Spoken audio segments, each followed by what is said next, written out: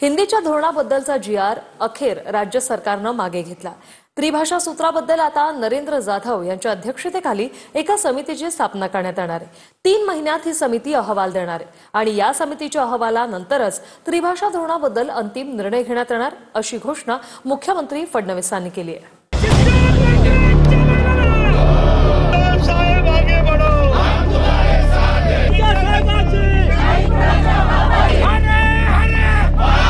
मुंबईतून उमटलेल्या मोठ्या रोषानंतर अखेर सरकारनं हिंदीच्या त्रिभाषेचं धोरण मागे घेतलंय।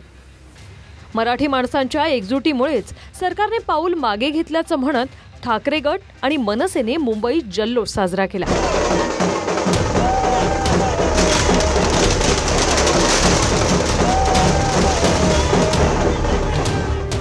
मुख्यमंत्री देवेंद्र फडणवीसांनी अधिवेशनाच्या पूर्वसंध्येला दोन्ही जी.आर. रद्दची घोषणा केली। मात्र 1ली ते 4थी पर्यंत त्रिभाषा सूत्र कसं राबवावं यासाठी सरकारनं पुन्हा एका नव्या समितीचीही घोषणा केली। आता नरेंद्र जाधव यांच्या अध्यक्षतेत सरकार पुन्हा एक समिती नेमेल।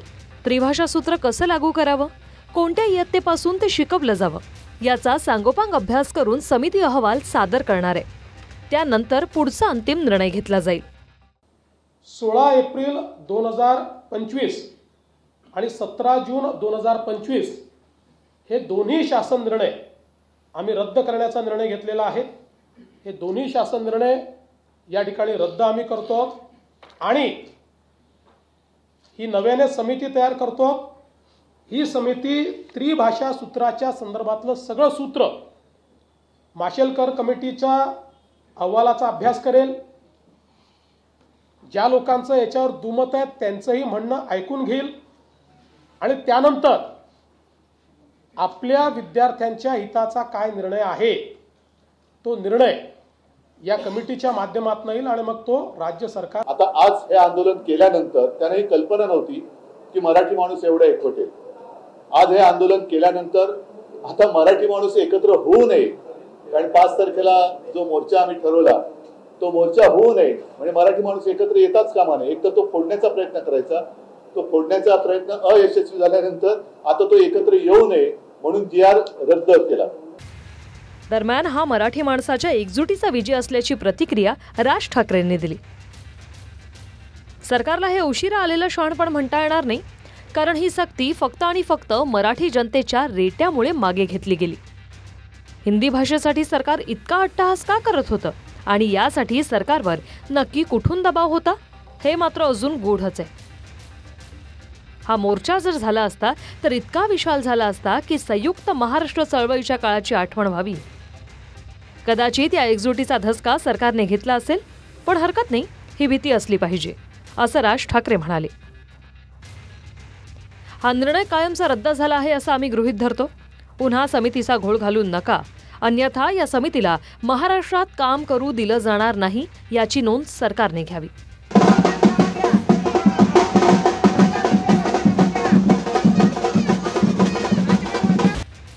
दरम्यान सरकारने दोन्ही जी.आर. रद्द केले असले तरी आता 5 जुलैला मोर्चाऐवजी विजयी मोर्चा निघेल अशी घोषणा उद्धव ठाकरेंनी केली।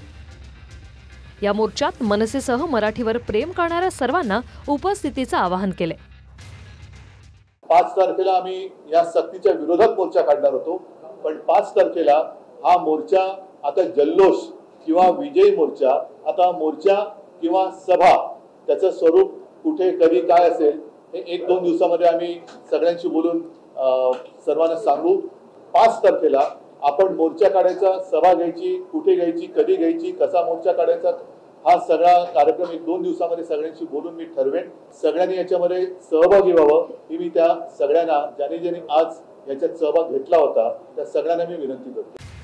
16 एप्रिलला सरकारनं 1ली ते 4थी पर्यंत तिसरी भाषा म्हणून मराठीबरोबर हिंदी सक्तीची असेल असा निर्णय केला। त्यावर टीका झाल्यानंतर 17 जूनला सरकारनं हिंदीची सक्ती हटवून त्याऐवजी सर्वसामान्यपणे हिंदी असा उल्लेख केला। सरकारनं हिंदीची सक्ती हटवली, मात्र हिंदी नको असेल तर त्याला 20 विद्यार्थ्यांच्या शिफारसीची अटही ठेवली। यावरून दोन्ही ठाकरेंसह विरोधी पक्षांनी मोर्चाची घोषणा केल्यानंतर सरकारनं अखेर दोन्ही जी.आर. मागे घेतले।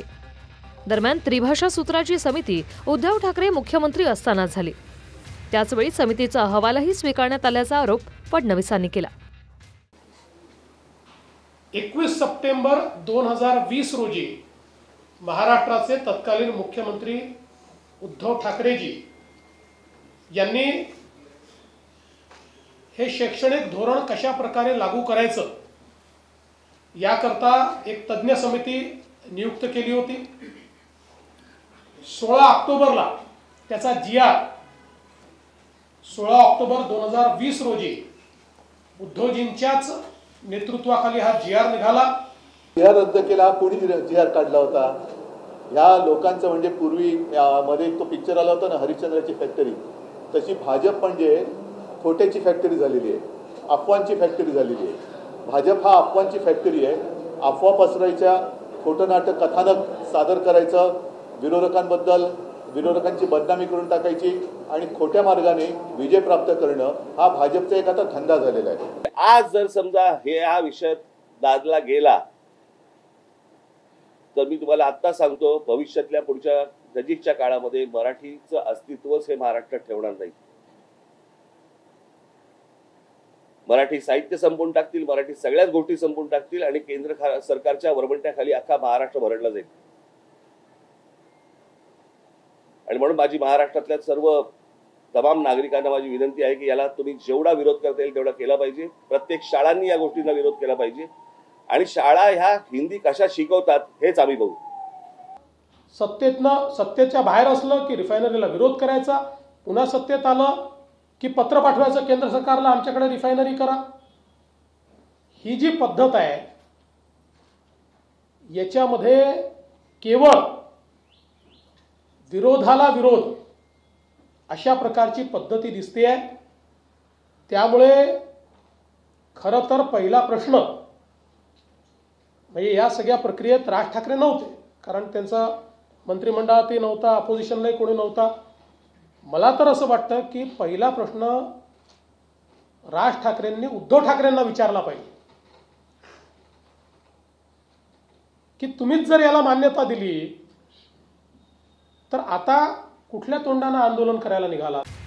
दरम्यान शाखाध्यक्षांच्या बैठकीत उद्धव ठाकरेंनी मुख्यमंत्री देवेंद्र फडणवीसांचे आभार मानले. फडणवीसांच्या धोरणानं मराठी माणसाला एकत्र केलं. ते करायला गेले एक, मात्र झालं दुसरंच, असं उद्धव ठाकरे म्हणाले. याशिवाय आम्ही दोन्ही भाऊ एकत्र झालो तर त्यांना काय त्रास होतोय, असा सवालही उद्धव ठाकरेंनी विचारला. कालच संजय राऊतांनी सरकारच्या हिंदी धोरणाविरोधातला मोर्चा ठाकरे बंधूंच्या युतीची नांदी ठरणार असल्याचं म्हटलं होतं. त्यानंतर आम्ही दोघे भाऊ एकत्र आलो तर त्यांना काय त्रास होतो, असा सवाल खुद्द उद्धव ठाकरेंनीच शिवसैनिकांना विचारल्यामुळे दोन्ही ठाकरेंच्या युतीच्या चर्चांना बळ मिळालंय.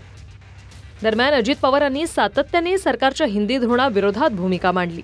त्यावरून उद्धव ठाकरेंनी अजित पवारांचं कौतुकही केलं. कुणी कुणाला विरोध करा, आमचा काय संबंध आहे रे? तुम्ही कुणी पण दोघांनी एकत्र यावं हा त्यांचा अंतर्गत प्रश्न आहे. ह्याच्यात आपण लोकांनी नाक खोपसायचं काय कारण आहे? काहीच कारण नाही ना. आपणही त्यांना म्हणलं नव्हतं की तुम्ही वेगवेगळे व्हा, आणि आपण कुणी त्यांनी काय करावं ते त्यांचे पक्षाचे प्रमुख आहे, ते माहिती नाही. अरे बाबा, त्या संदर्भामध्ये आम्ही स्वतः मोर्चाची वेळच येऊ नये असे आमचा प्रयत्न आहे. अजित पवार असं म्हणाले की मोर्चा काढण्याची वेळ येऊ नये यासाठी आम्ही प्रयत्न करतो आहोत. आनंदाची गोष्ट आहे, कोणतरी एक धाडस दाखवतोय. सगळेच जण गुलाम झालेले नाही आहेत, त्याच्याबद्दल कौतुक आहे. आणि मोर्चा कशासाठी काढावा लागतो आहे हे त्यांच्या लक्षात आलेलं नाही आहे. मराठीमध्ये, महाराष्ट्रामध्ये मराठीवरती हा जो काही अत्याचार होतोय आणि तो सगळ्या भाषेतल्या मुलांना मी असं म्हणेन की सगळ्यांचीच मुलं त्या वयातून मोठी होत असतात. त्यांच्या त्या मनावरती त्या वयामध्ये किती आपण भार टाकणार हा सुद्धा एक मोठा विषय आहे. दरम्यान हिंदी भाषेचे धोरण ठाकरेंची शिवसेना आणि राज ठाकरेंच्या महाराष्ट्र नवनिर्माण सेनेच्या समर्थकांना एकमेकांमधली कटुता दूर करण्यासही कारणीभूत ठरलंय. अनेक वर्षांनंतर दोन्हीकडचे नेते एकमेकांना भेटले. हिंदी विरोधात दोन्ही ठाकरे बंधूंनी एका मोर्चाचं आयोजन केलं. दोन्हीकडच्या कार्यकर्त्यांनी एकत्रितपणे मोर्चा सहभागाचं नियोजन आखलं. मधल्या फळीतल्या नेत्यांनी एकत्रितपणे बसून मोर्चाची रूपरेखा ठरवली आणि दोन्ही ठाकरे बंधू एका मोर्चा एका कारणासाठी चालण्यासही तयार झाले. भविष्यात दोन्ही ठाकरे बंधूंची युती होईल की नाही हे अद्याप पूर्ण स्पष्ट नसलं तरी दोघांमध्ये आणि दोन्हीकडच्या समर्थकांमध्ये आलेली कटुता सरकारच्या एका धोरणानं दूर केली. त्यामुळे भविष्यात जर दोन्ही ठाकरेंच्या युतीचं तोरण बांधलंच तर त्यामागे सरकारचं हिंदी धोरण कारणीभूत ठरेल. Bureau report, TV9 Marathi.